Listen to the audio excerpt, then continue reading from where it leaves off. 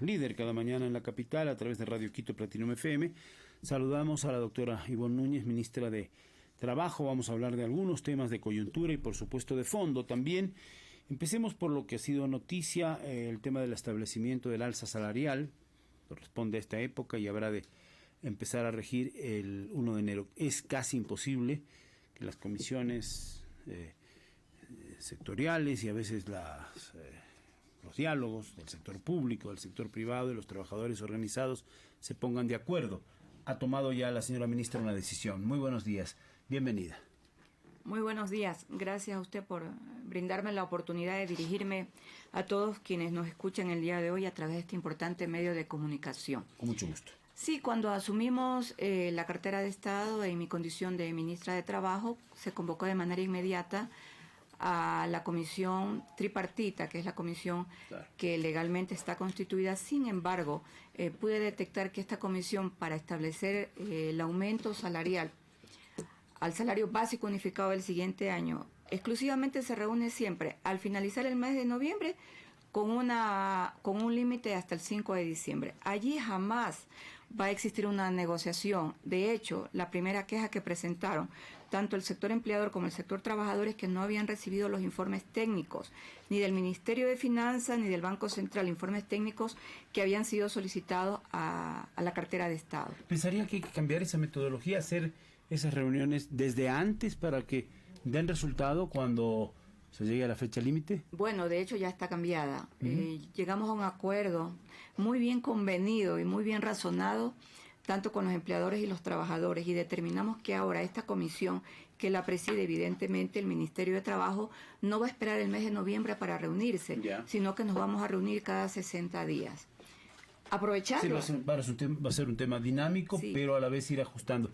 Ahora, para el caso concreto que nos ocupa, hay una tesis, la del sector empresarial, hablaban de $4, había la tesis de los trabajadores, que estaba, me parece que alrededor de $85 es lo que pedían, por lo menos desde el Frente Unitario de los Trabajadores se expresó así, y había también, un marco previo que también entraba como elemento de la discusión, que era el ofrecimiento de campaña del anterior gobierno, de subir $25 cada año mientras dure ese gobierno. Sin embargo, se tomó otra decisión, son $10 más al salario básico unificado, entiendo, ¿no? Sí, esa fórmula está contemplada en el Código de Trabajo en el artículo 118 y consiste en lo siguiente: se toma como base el último salario básico unificado, en este caso los $450, se los multiplica por la proyección de la inflación del siguiente año, que es el informe técnico que entrega el Ministerio de Economía y Finanzas. Esa proyección es de 2.7.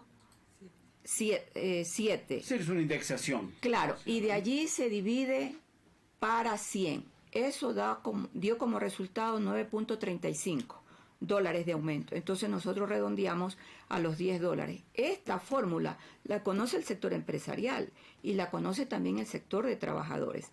La fórmula que utilizaron para los famosos $25 era una fórmula demagógica, no era una forma técnica ni tampoco ajustada a la norma. Sí, una fórmula política, dice usted. Yo diría que sí. ¿Sabe por qué? Porque cuando usted hace el informe técnico, ve los gastos que le van a significar al primer empleador del Estado, que es el Estado ecuatoriano. A nosotros, como Estado, el Ministerio de Finanzas nos arroja los siguientes números. El aumento de los $10 mensualmente significan $5.417.000 mensuales, adicionales al pago que se tiene que realizar todos los meses. Estamos hablando para el sector público. Para el sector público, es el principal empleador. Entonces, nosotros también vemos la dinámica. Bueno, y una caja fiscal agostada. Pues, la dinámica económica y la caja fiscal sobre todo. Ahora, lo que sabemos, señora ministra, es que esto no va a contentar a los trabajadores organizados, ni tampoco va a contentar al sector empresarial, porque nos lo han dicho aquí en estos micrófonos ambos sectores en cuanto a las expectativas que tenían. Incluso puede haber protestas y una serie de manifestaciones en los próximos días, se ha anunciado ya para esta misma semana. ¿Cómo paliar el temporal? Mire, todos tenemos derecho a la protesta. Sí, bueno, claro. Siempre y cuando sea pacífica, organizada. Sí, y somos respetuosos, claro, pero debemos señalar lo siguiente. La protesta anunciada por las principales centrales sindicales en la ciudad de Quito no corresponden al tema del salario básico unificado. Ellos anunciaron ya protestas exclusivamente antes de que el Ministerio de Trabajo anuncie el aumento salarial. Ellos lo anunciaron antes. ¿En contra de qué? En contra de la ley de economía urgente, como nosotros denominamos la ley del empleo. Básicamente es en contra de dicha ley que hoy se sigue discutiendo en el Congreso Nacional. El tema de zonas francas, por ejemplo, sí. El tema de la zona factores franca. Confluyentes, pero lo del salario también se va a incluir seguramente. Mire, jamás en la historia del aumento salarial en el Ecuador, en los últimos 30 años, el sector de trabajadores y el sector de los empleadores ha estado de acuerdo con el aumento. Nunca el aumento va a estar acorde de manera exclusiva con la canasta básica familiar. La finalidad del aumento es cumplir con una norma constitucional y también con el convenio internacional de la OIT, que nos obliga necesariamente a todos los años a hacer un reajuste al salario básico unificado. Pero de ninguna manera ni la convención internacional suscrita con la OIT nos obliga a nosotros a equiparar con la canasta básica familiar. Bueno, sería deseable, pero no siempre es posible. No es posible porque la canasta básica familiar tiene varios análisis para que suba, para que aumente. Esto es la cadena productiva de los elementos que constituyen o conforman la canasta básica, y también la cadena productiva, la cadena de movilización, la cadena de transporte. Eso hace que se vaya cada vez aumentando. Mire, hay una frase muy común que se suele decir para estas épocas del salario básico unificado, que dice: por las escaleras sube el salario básico unificado y por los ascensores sube la canasta básica familiar. Bien, es cierto que en una familia no suele haber solamente un ingreso, hay un componente de ingresos múltiples y que habría que eso prorratear para la canasta básica. Es un tema estadístico. Me dirán, hay familias que tienen un solo ingreso familiar o ninguno, y ahí el impacto es mayor. Porque el gran problema en el fondo, más allá de los trabajadores sindicalizados, es el inmenso mar de los trabajadores informales, de aquellos que no tienen trabajo, que ni siquiera están en esta discusión porque no pueden estar. Y ahí viene el gran tema de las políticas de Estado para estimular empleo a los que no lo tienen. Se intentó hacer a través de una norma en el pasado, en el gobierno anterior, una reforma, no superó la discusión en el Consejo Administrativo de la Legislatura. ¿En qué está pensando el Ministerio de Trabajo, el Gobierno Nacional, cuando hablamos de este severo problema social que tienen los ecuatorianos? La mayoría, yo creo que más los trabajadores informales que por supuesto aquellos que están en la estructura de quienes tienen un empleo formal. Hay dos mediciones allí: los que no tienen empleo, claro, en absoluto, y también el empleo informal. Informal, precario.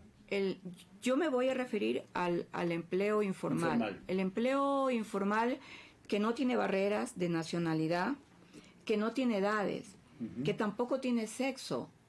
Allí hay un eje. Es personas que requieren de vivir diariamente con un valor que les permita sobrevivir y superar el nivel de la pobreza.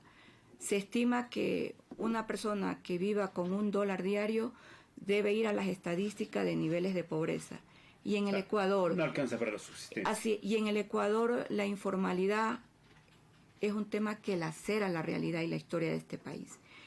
El gobierno del presidente Daniel Noboa asume con responsabilidad. Nosotros no nos podemos quejar de los inmensos problemas que tenemos, no solo en el empleo, usted lo dijo hace pocos momentos, en la caja fiscal. No podemos quejarnos.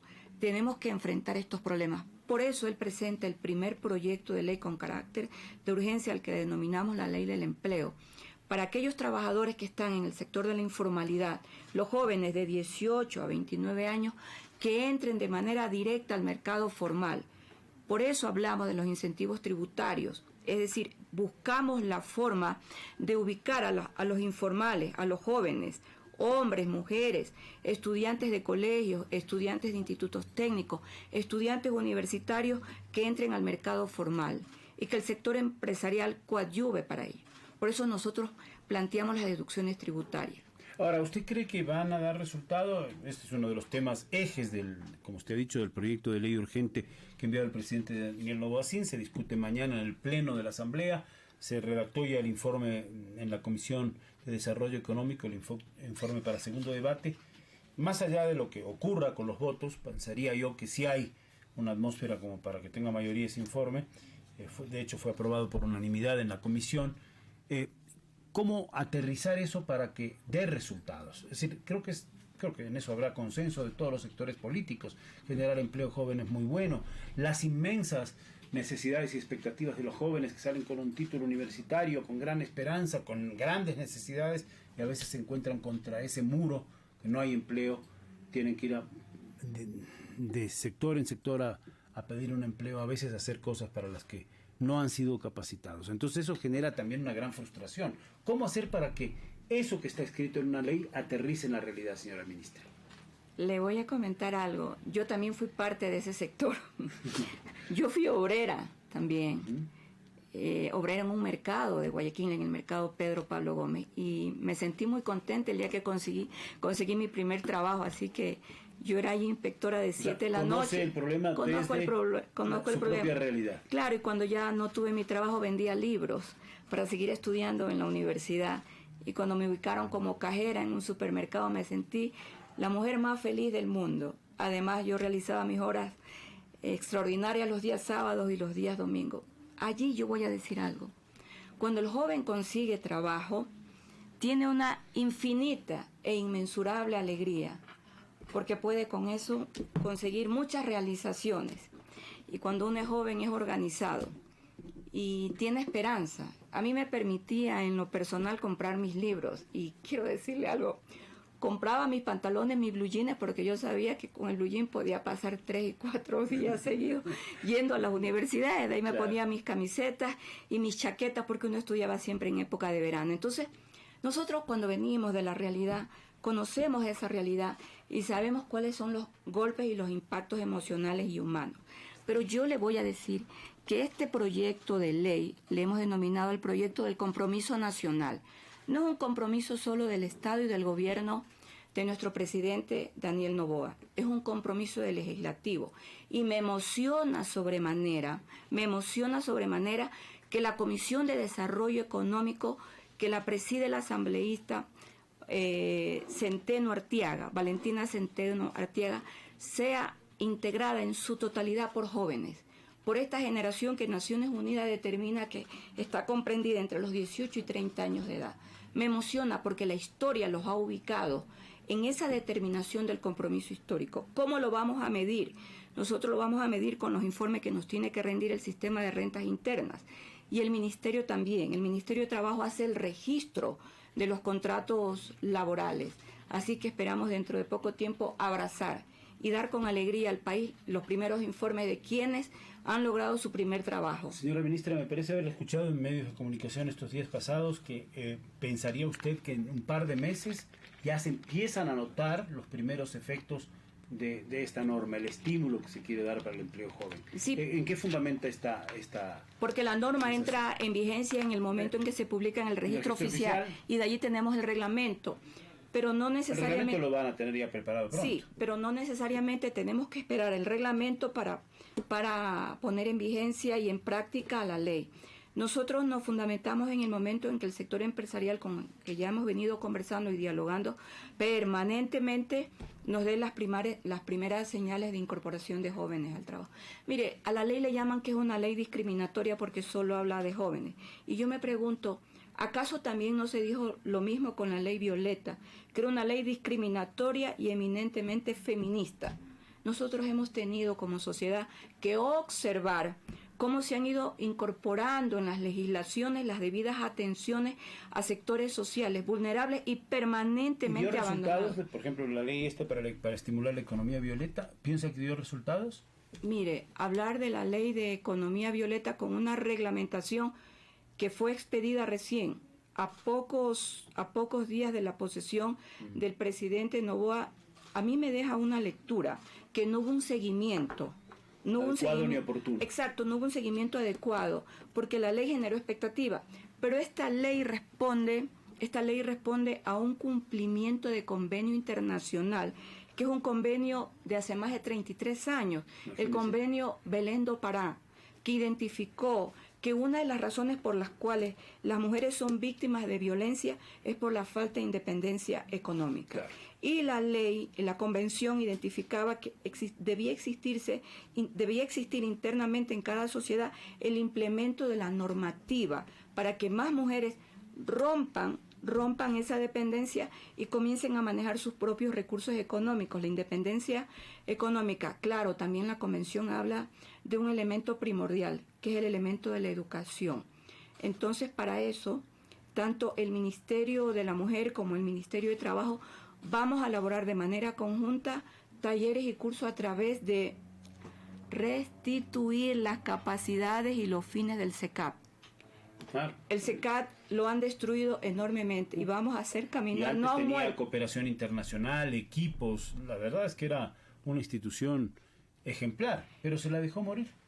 Pero nosotros vamos a hacer caminar, no el muerto, vamos a hacer caminar el enfermo. ¿Y sabe qué vamos a utilizar como una revolución de acercamiento y de educación? Las plataformas virtuales, las plataformas digitales. Y créame, el día que estemos ya con las plataformas digitales, hasta yo me voy a matricular para estudiar otro idioma. No, qué importante. Ahora, aquí hay varios temas. Hay todo un debate a nivel de la flexibilidad laboral, el empleo por hora también se ha anunciado, a veces ha sido denostado por algunos sectores. Hace muchos años el gobierno de Rodrigo Borja implantó la ley de la maquila. ¿Dio resultado? No, ¿y en qué medida? ¿Y cómo llevar la discusión, el próximo año habrá que hacerlo, a un debate fundamental? Hay un proyecto que han enviado los trabajadores organizados a través del Frente Unitario y sus demás centrales sindicales, presentado cuando Guadalupe Llori era presidenta de la Asamblea Nacional, hace un año y poco más.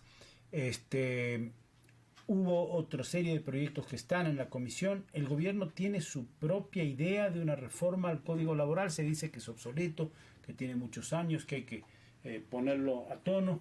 Los sectores empresariales tienen un criterio, los sectores sindicales otro.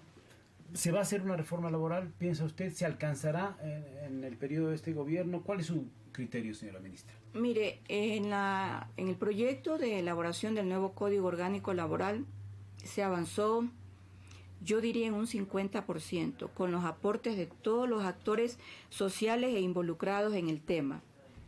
Allí esos aportes han arrojado más o menos de 500 a 600 páginas de textualización de todos los aportes.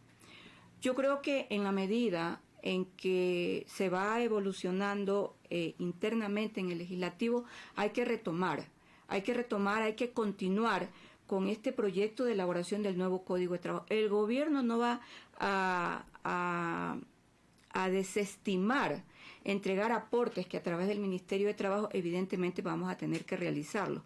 Nosotros somos entusiastas porque el Código de Trabajo necesita, yo no quiero hablar de modernización, porque hablar de modernización me tendría que retrotraer a 1988, como usted lo acaba de decir en el tema de la flexibilización laboral, pero sí quiero decir el término adecuación, adecuación a las nuevas normativas laborales que se están imponiendo en el mundo entero. Mire usted, hace 15 días Europa acaba de aprobar la primera ley de inteligencia artificial, que tarde o temprano nosotros aquí en el mercado laboral vamos a tener que comenzar a discutir y hablar. Son temas tecnológicos que están imponiéndose sobre otras realidades. Claro, entonces esta actualización, además mire, la misma Organización Internacional del Trabajo después del COVID ha hecho sendos estudios acerca de las nuevas modalidades, recomendaciones a nuevas modalidades de trabajo, incluido el virtualismo, las plataformas digitales. Claro, hay que ver en qué medida se puede acoplar esas nuevas realidades a toda la estructura económica. Bueno, hay muchos temas que hablar. Le agradecemos por haber tocado estos temas de coyuntura. ¿Cómo surgió su relación con el presidente Noboa? ¿De cuándo lo conoce? ¿Cómo le propuso el ministerio? A ver, cuéntenos un poco, doctora. Mire, yo soy profesora universitaria. ¿Dónde? En la Universidad Ecotec. En Guayaquil. Linda universidad. Y hace pocos meses atrás dejé la cátedra en la Universidad de Guayaquil, que es donde yo me eduqué. pero nunca he perdido el vínculo con los estudiantes. Y a mí me parece maravilloso que Daniel Noboa, a quien le llaman el joven presidente, sea un joven de alma noble, porque para mí los jóvenes son de alma noble. Ya, pero ¿cómo lo conoció? Yo lo conozco a Daniel Noboa en la Asamblea Nacional, cuando andaba también allí metiendo mis ideas acerca del nuevo código laboral.